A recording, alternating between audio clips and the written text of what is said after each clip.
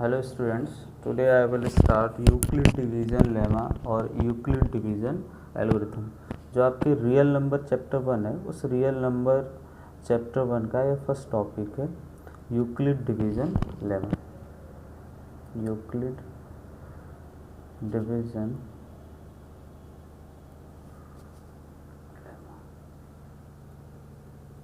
और Euclid division, हम इसको ये भी कह सकते हैं Euclid division algorithm.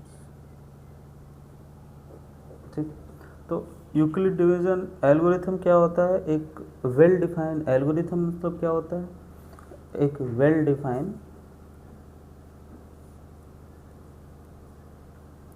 Defined steps होते हैं। क्या होते हैं? वेल डिफाइंड स्टेप्स होते हैं, जिससे कि हम किसी भी प्रॉब्लम को उस स्टेप टू स्टेप क्या करते हैं, step to step problem solve करते हैं। जैसे अगर डिवीज़न करना होगा तो स्टेप टू स्टेप हम जो फॉलो करते हैं स्टेप, उस स्टेप्स को क्या बोलते हैं? एल्गोरिथम्स। और लेमा क्या होता है? किसी भी प्रूविंग स्टेटमेंट को, कोई भी एक प्रूविंग स्टेटमेंट हो, प्रूविंग स्टेटमेंट्स को हम उसी स्टेटमेंट्स का यूज़ करके किसी अनदर स्टेटमेंट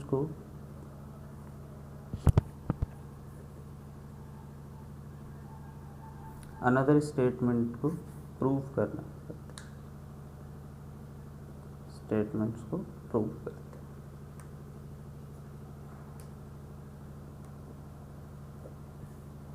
ठीक, अब हम ये यूक्लिड डिवीज़न लेमा और यूक्लिड डिवीज़न एल्गोरिथम का यूज़ करके हम किसी भी दो नंबर्स का HCF निकालेंगे, जो हमारे चैप्टर 1 या फिर चैप्टर 1.1 में है। HCF हम फाइंड आउट करेंगे by the use of Euclid division algorithm, by the use of Euclid division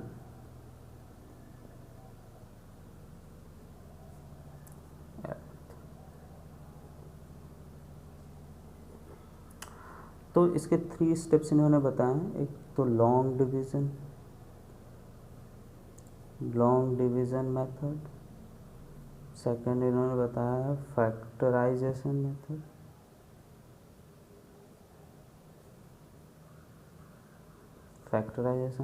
third इन्होंने बताया है डिफरेंस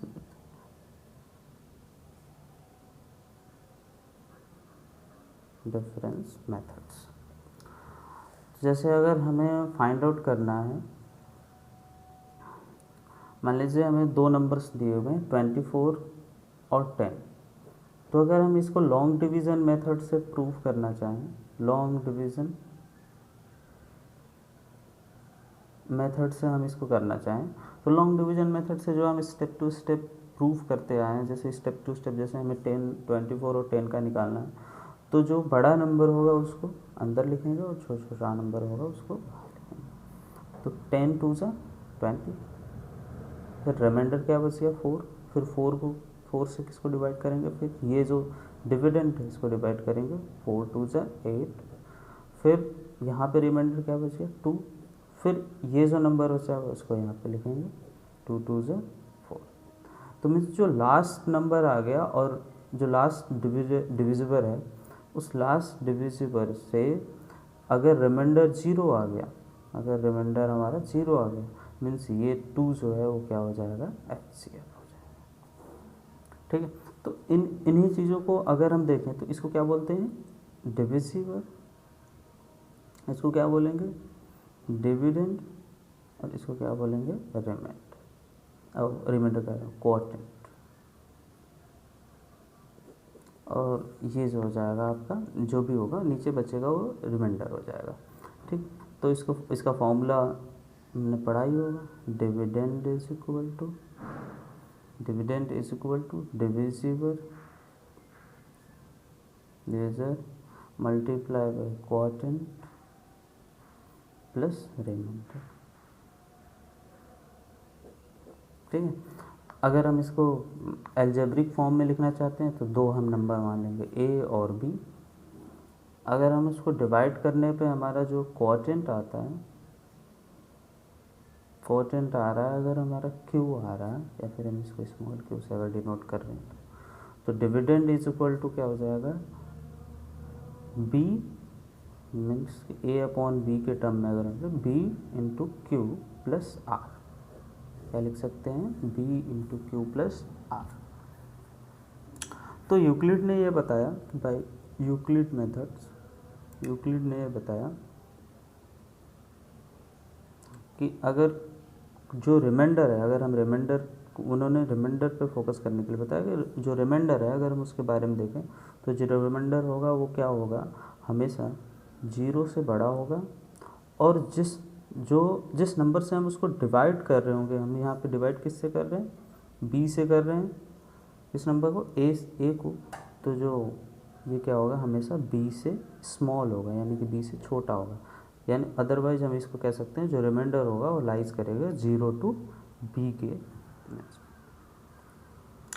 जैसे मान लो अगर हम दूसरा अगर नंबर लें 12 और 19, तो अगर 12 और 19 का हम HCF निकालना चाहें तो फिर क्या करेंगे, वही इस मेथड को हम क्या बोलते हैं, लॉन्ग डिवीज़न मेथड।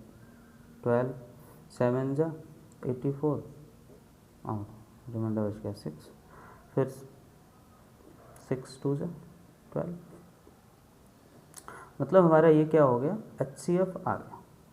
ठीक, तो इन सभी जो मेथड हमने अभी बताया वो सभी मेथड जैसे लॉन्ग डिवीज़न मेथड, तो लॉन्ग डिवीज़न मेथड जो हम पढ़ेंगे वो चैप्टर 1.1 में पढ़ेंगे, जो एक्सरसाइज 1.1 है चैप्टर 1 का। फिर जो फैक्टराइजेशन मेथड पढ़ेंगे वो एक्सरसाइज 1.2 में पढ़ेंगे। इसके बाद डिफरेंस मेथड को पढ़ेंगे, वो एक्सरसाइज 1.3।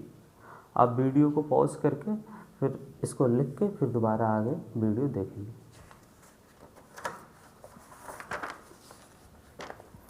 अब हम एक्सरसाइज 1.1 में आते हैं। एक्सरसाइज 1.1 आते हैं। फर्स्ट क्वेश्चन जो दिया है, find the HCF।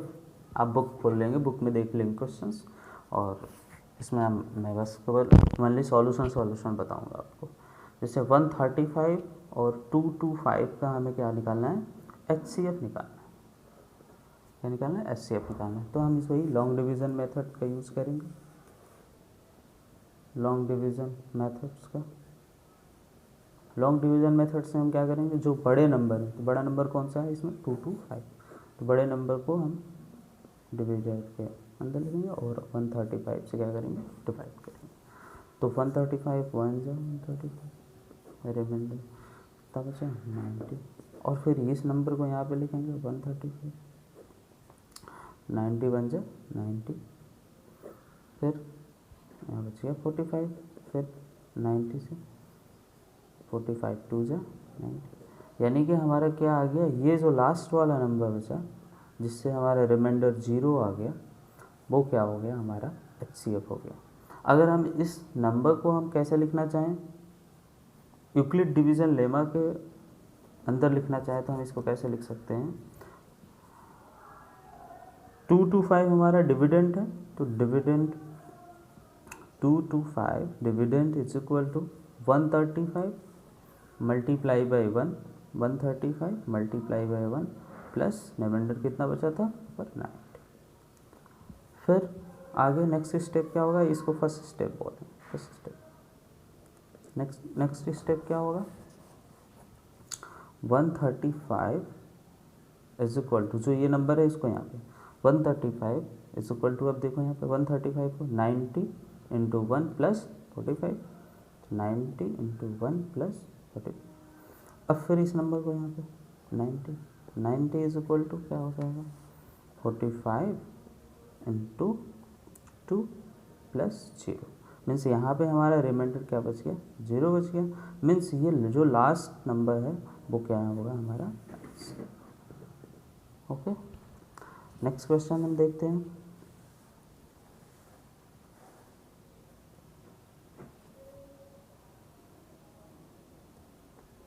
Next question हम देखेंगे 196 और 38220 को, तो इसको हम डिवाइड करना चाहेंगे, 196 और 38220। आप बुक की हेल्प ले सकते हैं, बुक में सारे क्वेश्चंस दिए हुए हैं, मैं केवल क्वेश्चन सॉल्व करा रहा हूँ, ठीक है। तो 196 बन जा 196 बचा क्या, 6 बचा 6 और फिर यहाँ पे 8 और यहाँ पे 186 बचा। अब फिर यहाँ से ऊपर से हम क्या उधार लेंगे, ये 2 नीचे ले लेंगे, ठीक। अब देखें कितनी बार जाएगा, 196 9 जा, है ना, तो यह जाएगा 1764। फिर हम इसको करेंगे तो आ जाएगा 980 और ये कितनी बार जाएगा, 9 6 5 जा 30 और 5 5 5 यानी कि 980। तो मीन्स ये एक ही बार में पूरा आ गया, रिमाइंडर देखिए इसमें 0 आ गया। तो इसके एक ही स्टेप केवल हम यूक्लिड डिवीज़न एल्गोरिथम में अगर हम लिखना चाहें तो केवल हम इसके एक ही स्टेप लिख सकते हैं, वो क्या है, 3822 is equal to 196 into 195 plus 0। तो जो इसका HCF होगा वो 1 क्या होगा, 196। तो हम ऐसा नहीं कि उसको बार बार जितना नंबर है पहले एक को सेटिस्फैक्ट्री काट लेंगे, और जो हमेशा जैसे मान लो हम एक अगर एग्जांपल लें, हम मान लो जैसे 5 है उसको 3 से डिवाइड करें तो 5 2 जा 3 1 जा 3, है ना। तो हमारा रिमाइंडर 2 आया, ये जो रिमाइंडर होगा वो हमेशा इस नंबर से छोटा होना चाहिए। अगर ये इस नंबर से छोटा हो रहा है तभी इस नंबर को यहाँ पे लेंगे, अदरवाइज़ यहाँ पे कुछ चीज़ बच रहा है तो उसको हम यहाँ पे उतारेंगे, जैसे हम नॉर्मली डिवाइड करते हैं उस तरीके से, ठीक है। अब नेक्स्ट क्वेश्चन हमारा हो गया थर्ड, देखिएगा थर्ड 187 एंड 225।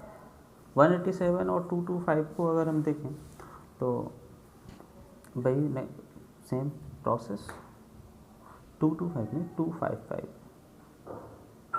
25, तो 255 डिवाइड कर रहे हैं हम 867 से, तो कितना हो जा रहा है 25 3 2 जा 6 यानी कि 3 टाइम्स चला जाएगा, तो क्या जाएगा 3 5 जा 50 3 5 जा 50 16 3 2 जा 6 7 102। फिर अब ये 102 आया जो इस नंबर से क्या है छोटा है, तो अब जब इस नंबर से छोटा है यहाँ पे कोई नंबर बचा नहीं, तो इस 225 को फिर यहाँ पे लिख लेंगे, और 1225 को फिर किससे डिवाइड करेंगे 102 से, तो 102 2 जा चला जाएगा 204 और ये बच जाएगा 51 अब 51 को डिवाइड करेंगे किससे, किसको 102 को डिवाइड करेंगे 51 से, तो 51 2 जा 10। तो अगर हम इसको यूक्लिड डिवीज़न स्टेप्स लिखना चाहें जो यूक्लिड ने बताया, तो उसके अकॉर्डिंग हम कैसे लिखेंगे इसको 867 is equal to 255 multiply by 3 plus 102। अब इस 255 को कहाँ पे लिखेंगे, यहाँ 255 is equal to 102 into 2 102 into 2 remainder 51। अब नेक्स्ट 102 कैसे लिखेंगे 51 मल्टीप्लाई बाई 2 प्लस 0, तो ये जो 51 आ जाएगा आपका, ये जो 51 है वो क्या हो जाएगा आपका HCF हो जाएगा। ओके स्टूडेंट्स, अब यहाँ तक कोई प्रॉब्लम है, यहाँ तक जो मैंने बताया उसको फिर से एक बार रिवाइज कर लेते हैं। जो यूक्लिड डिवीज़न रियल नंबर में जो हम देख रहे हैं वो सबसे पहले क्या है, यूक्लिड डिवीज़न लेमा या यूक्लिड डिवीज़न एल्गोरिथम। अभी तक हमने पढ़ा कि जो एल्गोरिथम होता है, जो हमारा वेल डिफाइन एल्गोरिथम जिसको कहते हैं, जो हमारा वेल डिफाइन एक स्टेप टू स्टेप जो हम प्रोसेस फॉलो करते हैं डिवीज़न का। देखो इसमें क्या है डिवीज़न, तो जो फॉलो करेंगे हम प्रोसेस जो डिवीज़न का, उस डिवीज़न के प्रोसेस को ही हम क्या बोलेंगे एल्गोरिथम। और लेमा क्या है, कोई भी प्रूवन स्टेटमेंट है, उस प्रूवन स्टेटमेंट्स को हम यूज़ करके कोई अनदर स्टेटमेंट्स को प्रूव कर लेते हैं। जैसे हमारे पास अगर दो नंबर ए और बी दिए हो तो ए और बी का हम यूज़ करके यूक्लिड डिवीज़न एल्गोरिथम से 3 टाइप्स के उन्होंने यूक्लिड ने बताया, एक लॉन्ग डिवीज़न मेथड, दूसरा फैक्टराइजेशन मेथड, तीसरा हमारा डिफरेंशिएशन मेथड। इसके बाद हमने नॉर्मली जो स्टेप टू स्टेप एक बार रिकंसिडर करने की कोशिश की जो हमने पिछले क्लासों में सीख रखे थे। तो ये स्टेप्स टू स्टेप हमने रिकंसिडर करने की कोशिश की और हमने ये देखा कि जो रिमाइंडर होता है वो हमारा हमेशा क्या होता है, जिस नंबर से हम डिवाइड कर रहे हैं उस नंबर से हमेशा छोटा होता है। यानी कि रिमाइंडर हमेशा कहाँ पे लाई करेगा, 0 से,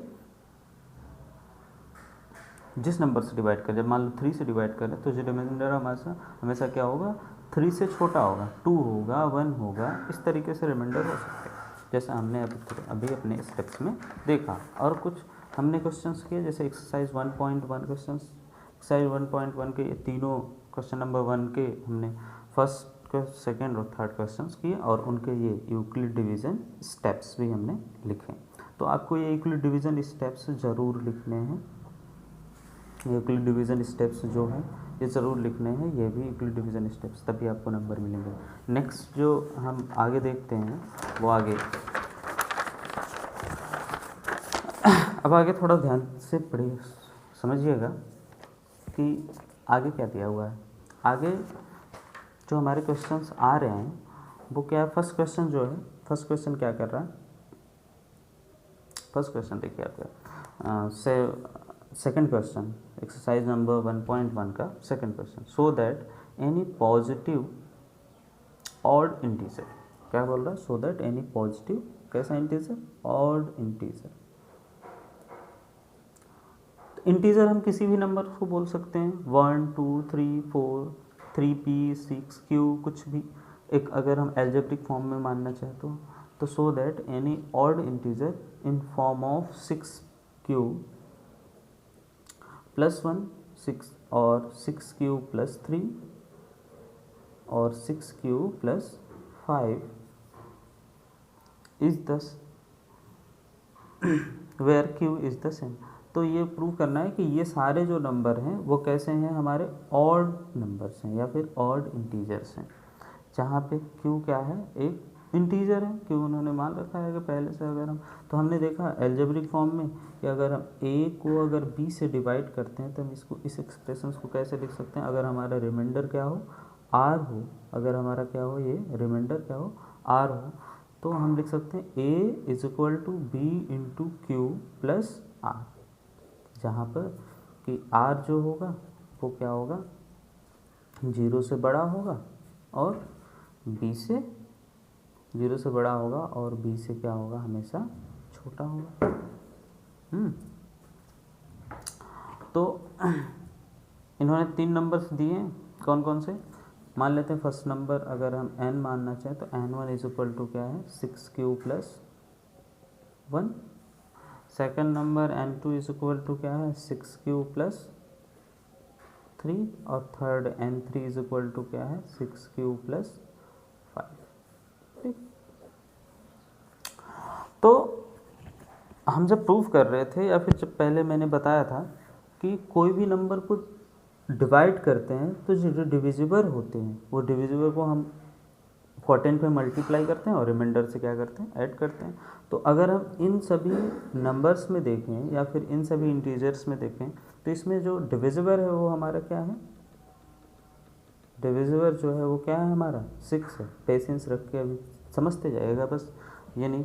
तो अगर हम इसको 6 को कोई नंबर मान लेते हैं, 6 को कोई नंबर मान लेते हैं n, है ना, कोई नंबर n मान लेते हैं, मैंने पेन चेंज करना भूल गया था, तो कोई नंबर मान लेते हैं n, अगर उसको हम डिवाइड करते हैं, मान लेते हैं हमारा क्वोटिएंट q आया, तो हमारा रिमाइंडर क्या आ सकता है, तो रिमाइंडर जो आएगा वो क्या आएगा, b से छोटा आएगा, b से छोटा आएगा। और यहाँ पे b क्या है, जिस नंबर से हम डिवाइड करेंगे वो हमारा b होगा, यानी कि जो रिमाइंडर हमारा होगा वो क्या होगा, 0 होगा, या तो 1 होगा, या तो 2 होगा, या तो 3 होगा, या 4 होगा, या 5 होगा, 5 से ऊपर नहीं होगा, है ना।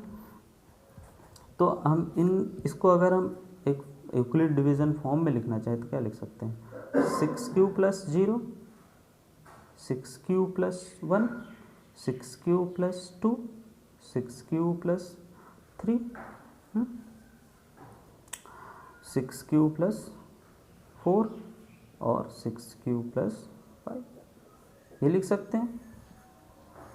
एक बार रिमाइंडर 1 आ रहा है तो एक बार रिमाइंडर 0 आ रहा है तो 6q plus 6 into Q plus 0, एक बार रिमाइंडर 1 आ रहा है 6 इंटू क्यू प्लस 1, एक बार रिमाइंडर 2 आ रहा है तो 6 इंटू क्यू प्लस 2, एक बार रिमाइंडर 3 आ रहा है 6 इंटू क्यू प्लस 3, और एक बार रिमाइंडर 4 आ रहा है 6 इंटू क्यू प्लस 4, और एक बार आ रहा है 5 तो 6 इंटू क्यू प्लस 5। इस तरीके से हम इन सभी को लिख सकते हैं।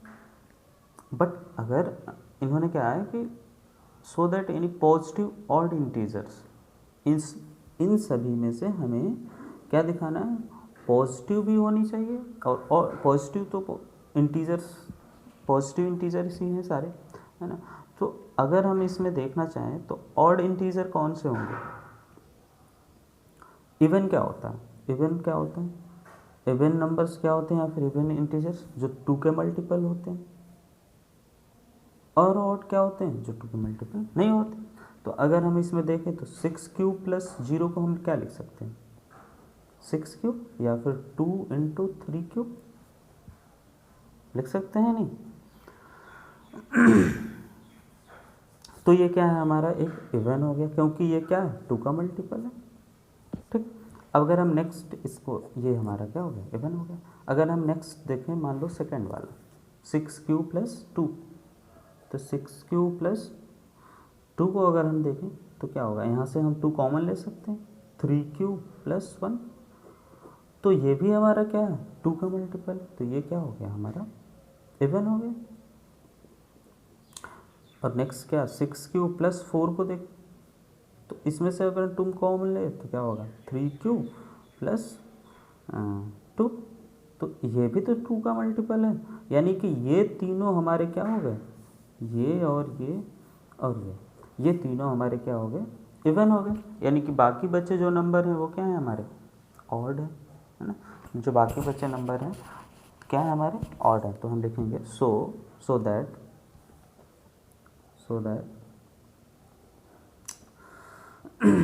6q plus 1, 6q plus 2, 6q plus 3, sorry 6q plus 3, 6q plus 5 is the odd integers। आपको धीरे धीरे समझ में आएगा, अभी तो फर्स्ट क्वेश्चन है ये। और अगर आप सोच रहे होंगे कि मैं सर ने केवल 5 तक ही क्यों लिखा, तो मैंने बताया बेटा कि जो रिमाइंडर होंगे वो केवल 5 तक होंगे, तो 5 से बड़े नहीं हो सकते, है ना। और 0 या 0 से 0 या 0 से बड़े हो सकते हैं, और 5 से छोटे, हमेशा 6 से छोटे होंगे, क्योंकि यहाँ पे हमारा डिविजिबल क्या है 6 से, हम 6 से डिवाइड कर रहे हैं, इसलिए इस तरह इतने स्टेटमेंट को हम लिख सकते हैं। ठीक है, नेक्स्ट क्वेश्चन 2 देखिए, question number 2, so that every positive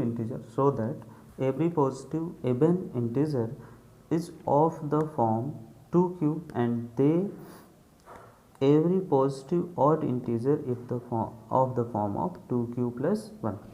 उन्होंने बोला है कि जो सभी, नेक्स्ट क्वेश्चन आप बुक में देख सकते हैं या फिर आप PDF भी डाउनलोड कर सकते हैं, NCERT के सभी बुक्स अवेलेबल हैं। अगर आप NCERT PDF डालेंगे क्लास 10 तो आपको मिल जाएगा।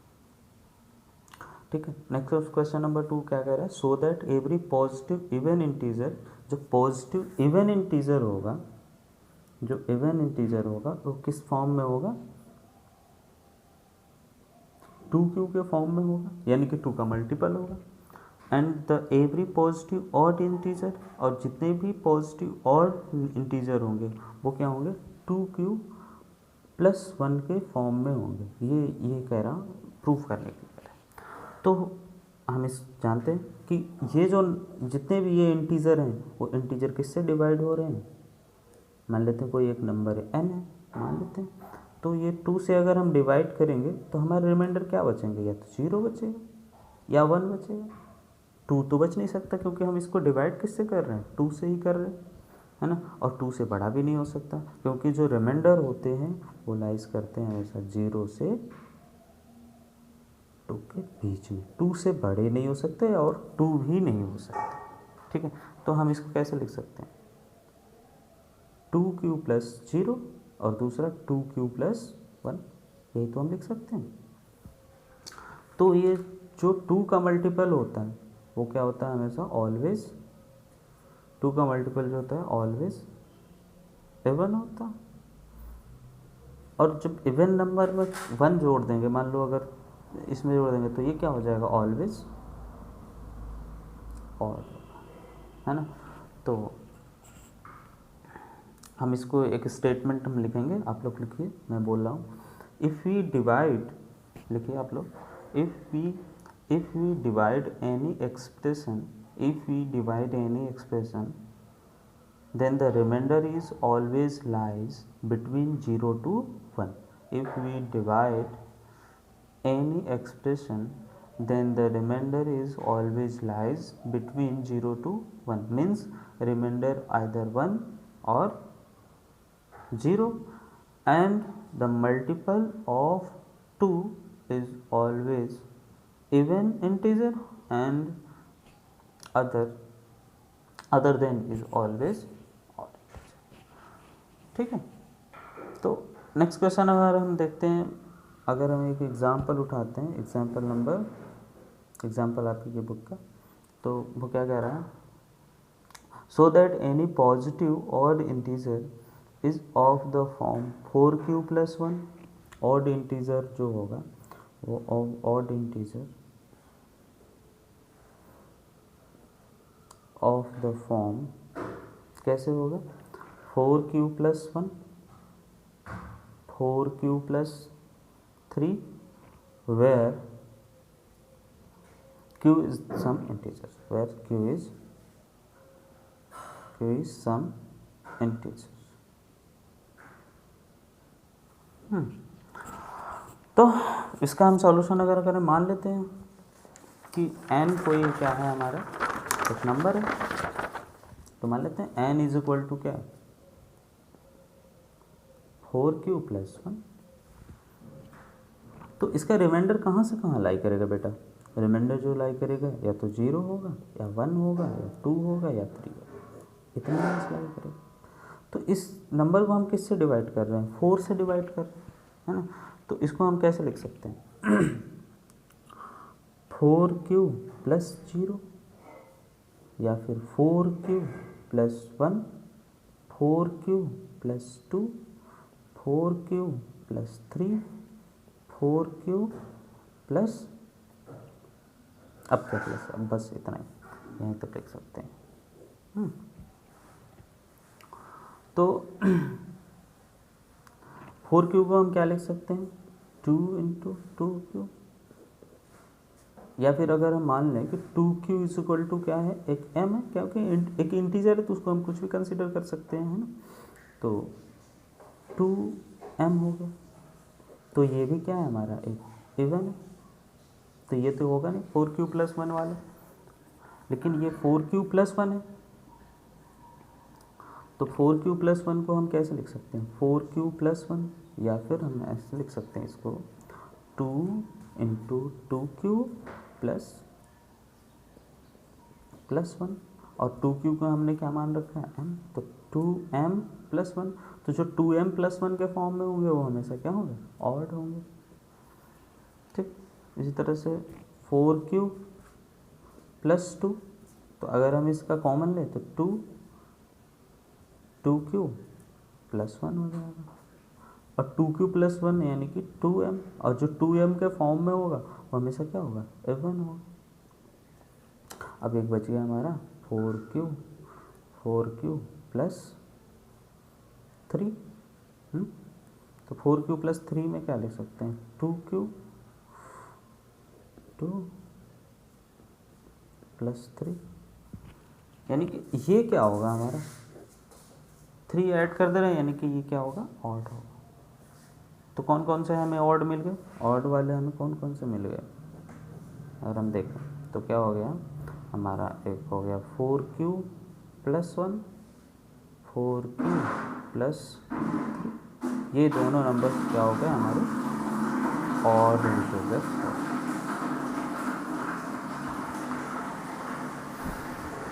यही प्रूव करना था हम कि ये दोनों क्या होंगे, ऑड होंगे, तो लिखेंगे hence it is odd number, so it is not because it is not a multiple of 2। ठीक, अब नेक्स्ट हम देखेंगे यूज यूक्लिड डिवीजन लेमा।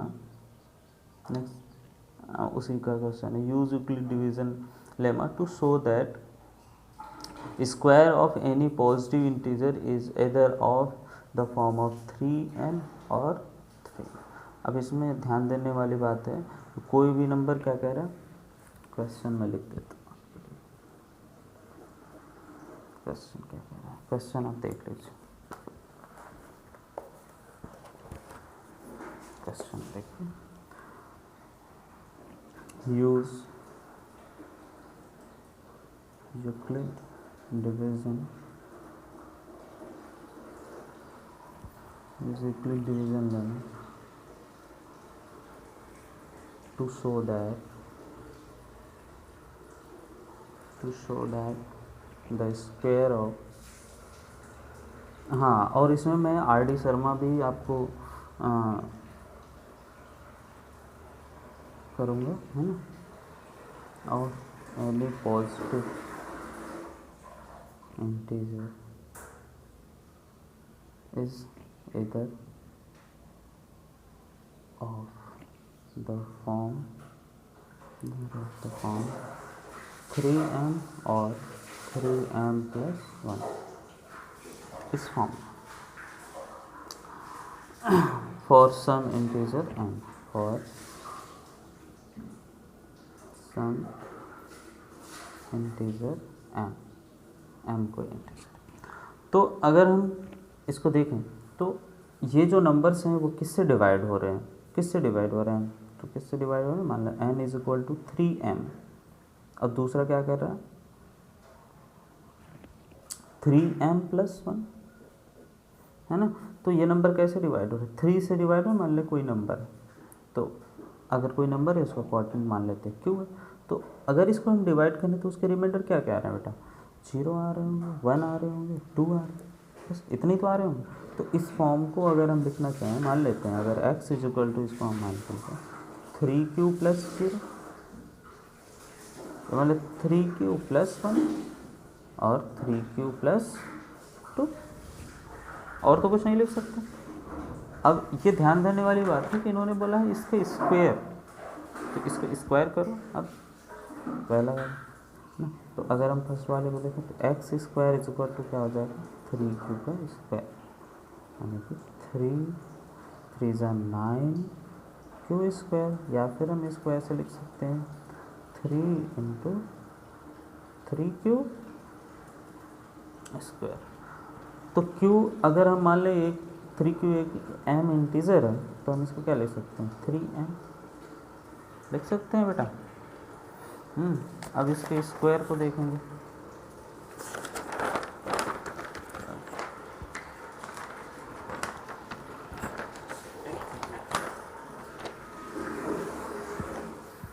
अब इसके स्क्वायर को दूसरे वाले को क्या था x इज इक्वल टू एक 3q प्लस 1, अब इसको स्क्वायर करो तो X square is equal to 3q plus 1 का स्क्वायर।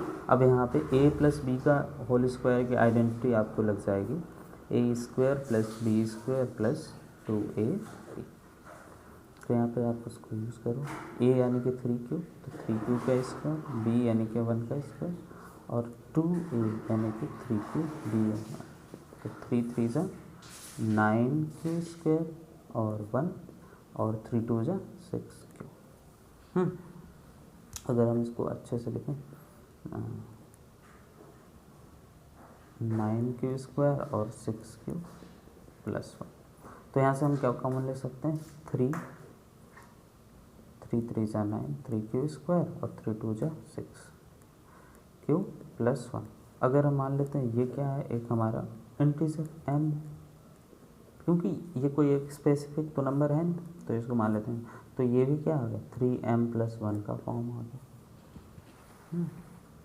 और नेक्स्ट, केवल आप समझिए इसको, है ना। इसके बाद पहले देखिए, पहले समझिए इसको, फिर इसके बाद आप लिखिएगा, या फिर वीडियो को पॉज कर करके आप लिख सकते हैं। तो थर्ड है x=3q + 2 का स्क्वायर, तो इसको भी स्क्वायर करो आप, क्योंकि वो बोल रहा है कि स्क्वायर, जो इसके स्क्वायर होंगे वो किस फॉर्म में होंगे, m+1 के, 3m+1 के फॉर्म में। तो इसको भी आप स्क्वायर करोगे, तो स्क्वायर करोगे तो आपका जाएगा 9 3 3 = 9, है ना, 2 2 = 4 और 3 2 = 9,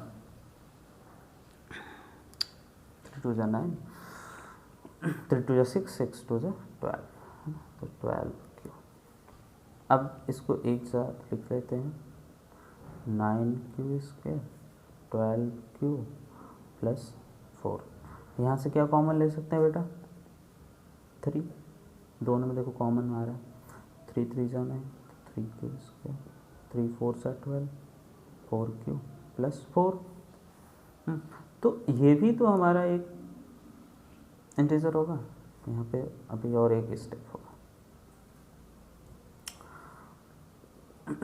यहाँ पे 9q² + 12q + 3 + 1, क्योंकि हमें 3 + 1 के फॉर्म में लाना है ना। तो यहाँ से अगर हम निकालना चाहें,